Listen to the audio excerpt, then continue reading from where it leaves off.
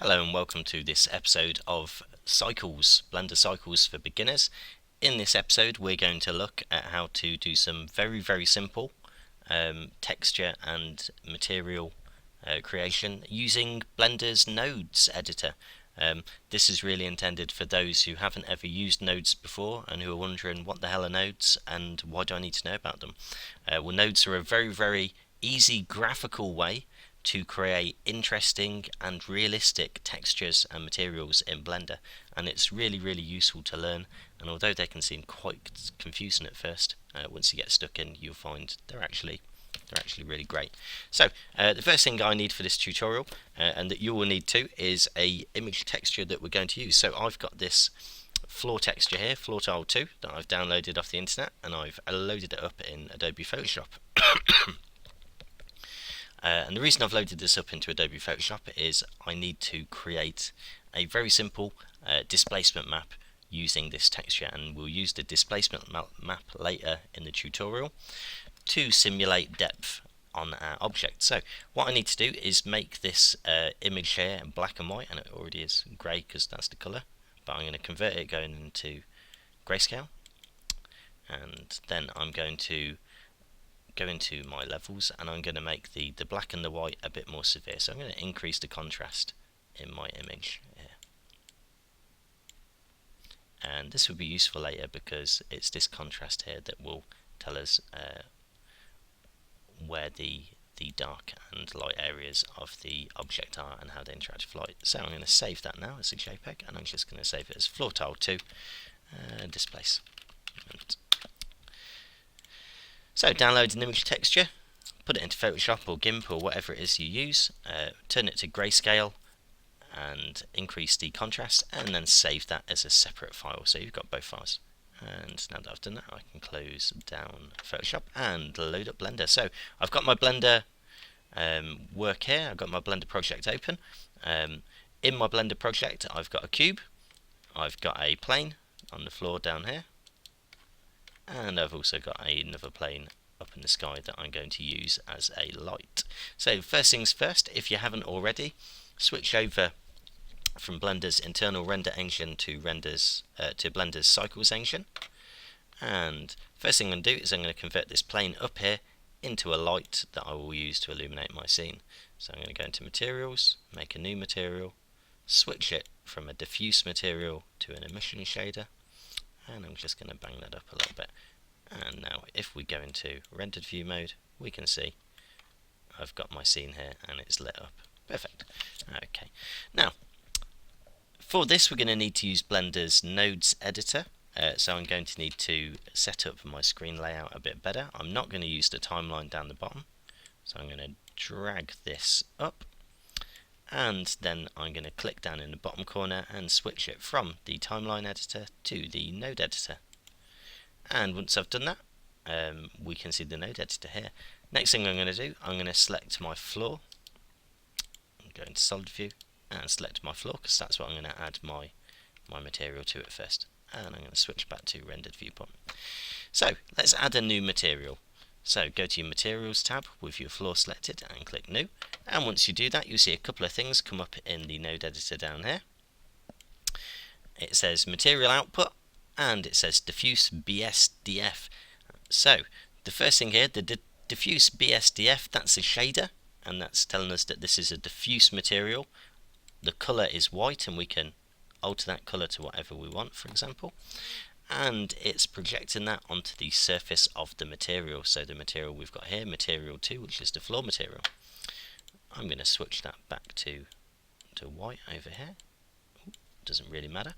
What we want to do though is we want to quickly go into edit mode with our floor selected. Make sure that you've selected all of the planes.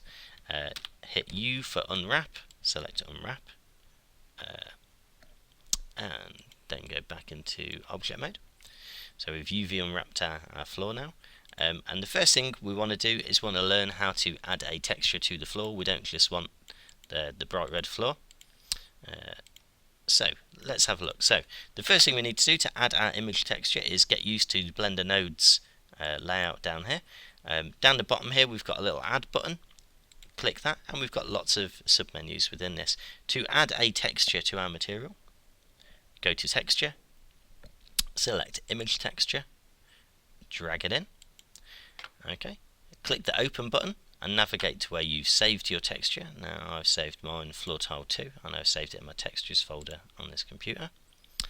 And you'll see nothing happens. That's because we need to connect the Image Texture node to the Diffuse node. So to do that, click and hold on the yellow dot by colour, drag across without letting go, and it should snap to the yellow dot by colour on Diffuse.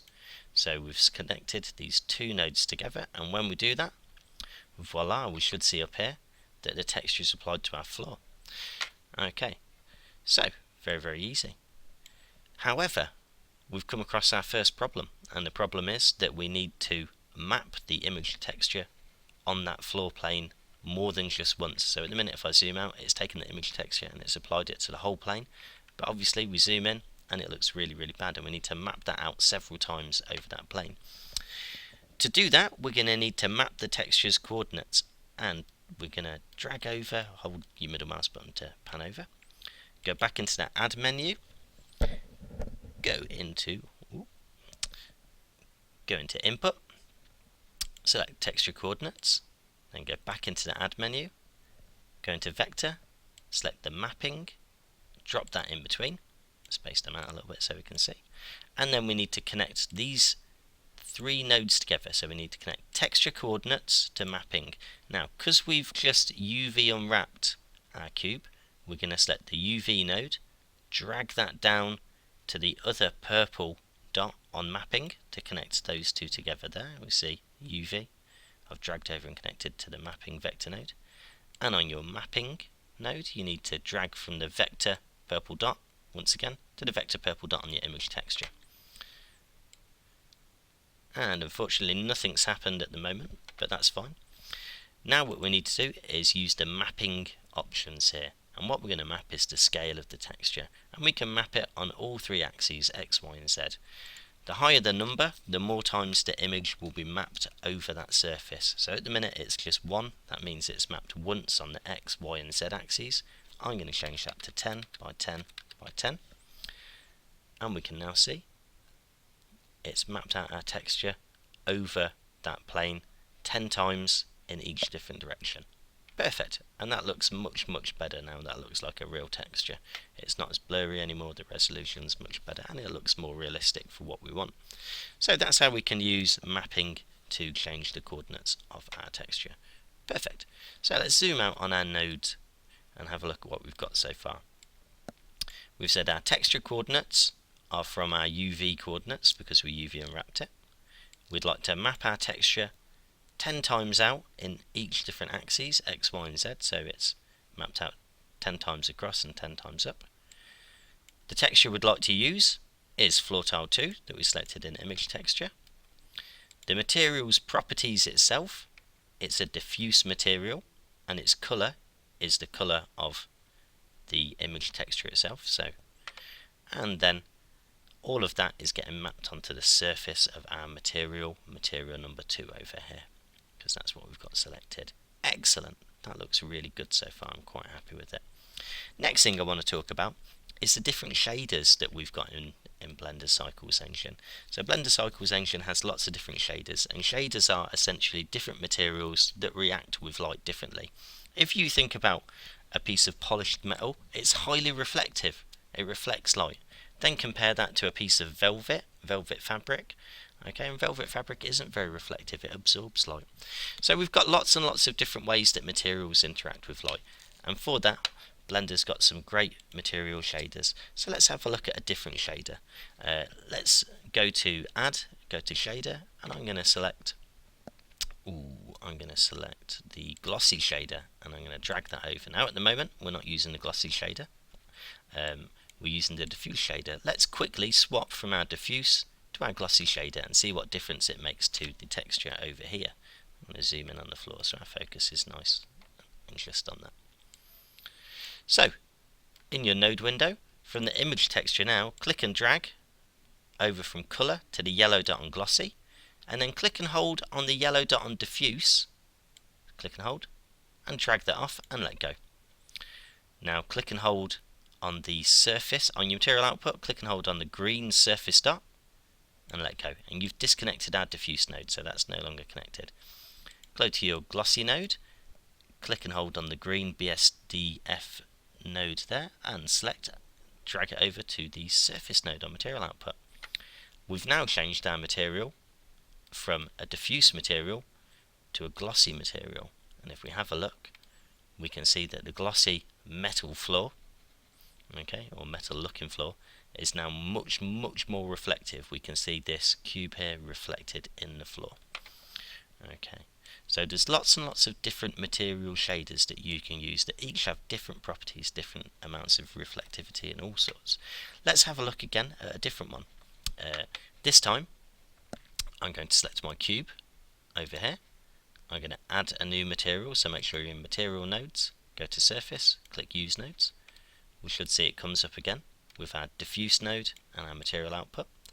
Disconnect the surface from diffuse and go into add shader, and I want to have a look this time at the glass shader, so we'll drop that in. Reconnect now, or connect your glass shader from the green BSDF dot to the surface dot of material output, and this has now turned our cube into a glass cube. Let's change the Beckman to CGX. I know we'll keep it on Beckman. And let's change the IOR, so how much it distorts the light as it comes through.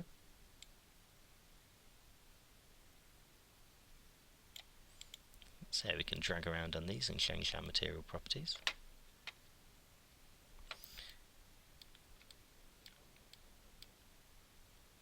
And there we go. And we can see we've now got a glass cube, and we can see through the IOR settings down here. They really change kind of how thick the glass is and how much it distorts the image on the other side. So we can see if we zoom in a little bit, it's kind of bending the light in there and distorting it, much like it would if you looked through kind of thick glass or thick bad glass. We can also change the roughness of the glass, and we'll keep it nice and smooth though. So that's the glass material, and that looks okay. It doesn't look too bad on that one once it works. And we see Blender Cycles is struggling now with these different shaders to render and stuff. So I'm going to get rid of this glass surface, I'm going to disconnect it from my material output, and I'm going to reconnect the diffuse material. If you're done with a node and you don't need to use it, you can click it and then press delete on your keyboard to delete it completely.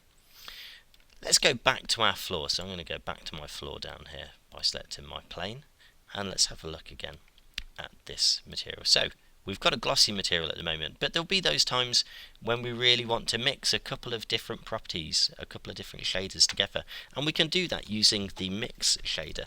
So what we need to do here is drag material output over to make a bit of space, then go to add, go to your shader, and one of the shaders here is mix. So let's choose mix and drop that in between your material output and your glossy node, and then connect your diffuse node over here by dragging that over to the shader, and then reconnect your diffuse node to the image texture by clicking from image texture color to the yellow node there. And what we've now got is we've got a material here that's half glossy and it's half diffuse, and we can change the balance between these two shaders. The mix shader, essentially it takes two different shaders and it kind of allows you to kind of mix them and use them. So what I'm going to do is by dragging the fact slider bar here, I can change the relationship between these two. So at the moment they've got equal weighting. I'm going to drag the mix shader over to the left to make it more diffuse. So now the material over here is more diffuse, but it's still got an element of glossiness. Or I could drag it the other way and make it more glossy with an element of diffuse material to it. Excellent, that's looking quite good. I'm quite pleased with this. But when we zoom in, we've still got one big problem with this material. When we're really close, we can see that this material down here is very flat. It's completely flat, in fact, when we look at it. And what we want to do is we want to find a quick and easy way to simulate depth in the recesses of the texture. The first thing we did in this tutorial was we opened up our image texture in Photoshop and we saved a black and white high contrast version, and that's what we're going to use now. So what I'd like you to do is I'd like you to add that in, so add it as an image texture. Okay, navigate to where you saved that by clicking open. I've saved mine in my texture folder, floor tile 2 displacement. Open that up. On your image texture node, change the color option to non-color data or data and then drag from the color dot on your image texture over to the displacement dot on material output. So I've dragged that over to the displacement on material output. One more thing that we need to do is we also need to remap this texture in the same way that we did with the first texture. So I'm going to click from vector and I'm going to connect the mapping that I did earlier over here to the vector on my image texture. So just in case you didn't see, all I've done now is gone back to my mapping node, I've clicked and held down on the purple dot by vector, and I've connected that to this image texture as well. So that's connected to both image textures that we've got here.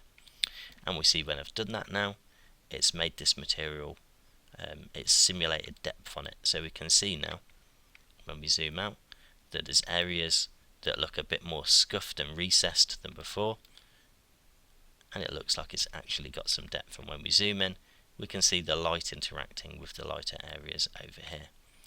One more thing we can do to make this effect more or less pronounced is we can use math. Okay, so if we go add, we're going to add a math node, and that's underneath converter. Yep. Click math, drag it in between your image texture and material output for the displacement node, and choose multiply. And with the multiply node selected, you can now use the slider bar over here where it says value to change the values of that node to make it more or less recessed. So if I put it at 0.1, we can see the depth effect on the texture is very subtle. If I make it 1, we can see it's much more pronounced. Let's add 0.5, still quite pronounced. 0.4, let's try 0.2. There we go. And in fact, I'm going to even try minus 0.2 to recess that in. And there we go, we've simulated some depth there on our texture, and we've done all of that without increasing the poly count of our model. So this is just, once again, a very simple plane. There's 8 faces in the entire scene. 6 of those are on the cube. This whole thing is only 1 face. But by some clever texturing using Blender's nodes editor in cycles, we've created some very realistic and interesting textures. And we can do that, you know, with a variety of any textures we find online, any images. We can apply these to make interesting materials, interesting and realistic, because really it's that quest for realism in texturing and making materials that drives us on. So thank you for watching. There's lots more in the nodes editor that you can have a look at. There's many great things there. Okay, so get stuck in and have a play. Don't be afraid. Just remember the key things. You've always got your material output. That's where it's all going. You've always got one shader attached, or if it's glossy, diffuse, glass, velvet. You can add an image texture on by adding add texture, image texture, and then connecting the color to one of your shader nodes. You can map that texture using the mapping node, and you need your texture coordinates to connect to your mapping node as well, either generated or UV, depending if you've UV unwrapped your object. Thank you for watching, and best of luck. I look forward to seeing some of your great texturing.